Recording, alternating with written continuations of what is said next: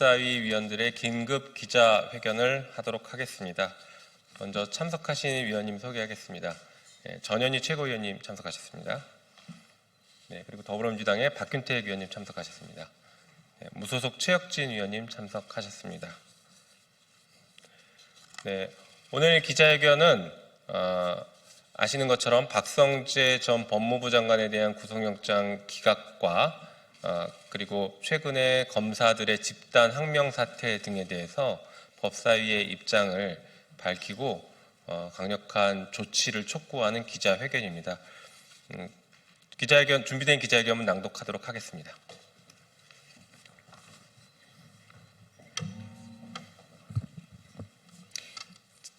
법사위원 전현희입니다.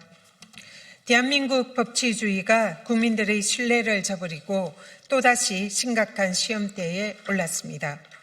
어제 서울중앙지방법원 남세진 부장판사가 박성재 전 법무부 장관에 대한 구속영장 기각 결정을 내렸습니다. 박성재 전 장관에 대한 반복된 구속영장 기각 결정은 단순한 판단 착오가 아니라 사법부 내부의 구조적인 문제를 드러낸 중대한 사안입니다. 박성재 전 장관은 불법 비상계엄 선포 이후에 법무부 실국장 회의를 소집하고 합동수사본부 검사 파견 검토 및 교정시설 수용 여력 점검, 출국 금지 담당 직원 출근 등을 지시하는 등 윤석열 전 대통령의 내란 범죄에 순차적으로 가담한 혐의를 받고 있는 자입니다. 한편 이와 관련해서 계속 범죄 행위를 부인하고 있고 국회에서 자신은 이와 관련한 지시를 한 적이 없다고 발언하는 등 위증의 혐의로 현재 고발되어 있습니다. 또한 박성재 법무부 장관은 비상계엄 다음 날인 12월 4일 삼청동 안가에 대통령의 이른바 법률 4인방 박성재 법무부 장관, 이한규 법제처장, 박주연 민정수석 그리고 이상민 행안부 장관 등 4인방이 모여서 12월 연말 모임을 했다라고 주장을 했습니다. 그러나 특검 수사에 의해서 박성재 법무부 장관은 현직 검사에게 내란을 정당화하는 법률 문건을 작성하였게 하였고 이 문건을 지참해서 내란 다음 날 삼청동 안가의 모임에 참석했다라는 의혹도 받고 있습니다. 사실상 윤석열의 위헌, 위법 내란에 대해서 법률적인 정당성을 부여하기 위한 모임에 참석해서 이를 주도한 혐의를 받고 있는 것입니다. 그러나 이러한 모든 증거를 박성재 법무부 장관은 인멸해왔습니다. 자신의 휴대폰을 폐기하고 그리고 자신의 법무부 장관 집무실에 있는 PC를 폐기하고 심지어는 거기에 있는 모든 기록을 사실상 폐기했던 그런 자입니다. 그동안 지속되어 온 관련 범죄 의혹은 증거인멸 의혹은 박성재 법무부 장관의 구속영장 발부의 중요한 사안입니다. 그러나 그럼에도 불구하고 이런 자에 대해서 불구속 상태에서 충분한 방어 기회를 부여받을 필요가 있다라고 판단한 법원의 결정은 국민들의 상식과 매우 동떨어져 있습니다. 또한 이 결정은 12.3 불법 계엄의 진실 규명과 내란 혐의 수사를 자초시키고자 하는 시도입니다. 저희는 내란 혐의 수사와 관련해서 사법부에 의해서 자행되고 있는 작금의 특검 수사 방해 행위를 결코 자시하지 않을 것입니다.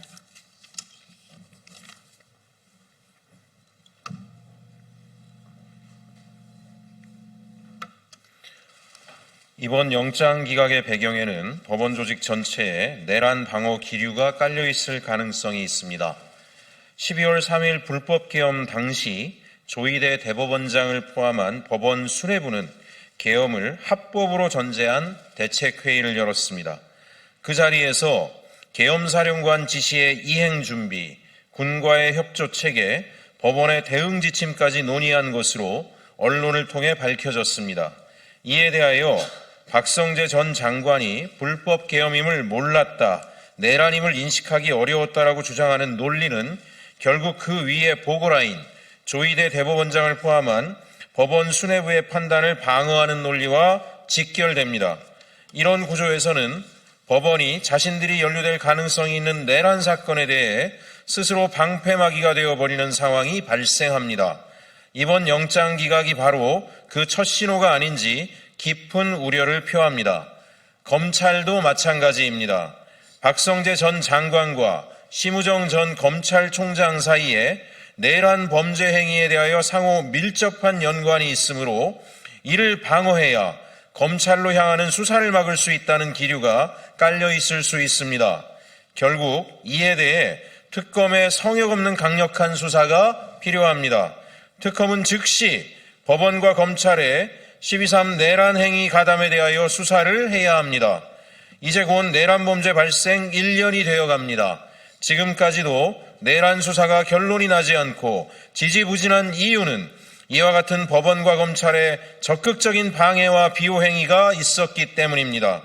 따라서 특검은 법원과 검찰에 대해 지금 즉시 적극적인 수사를 통해 이에 대한 진실을 밝히고 내란 수사에 박차를 가해야 할 것입니다.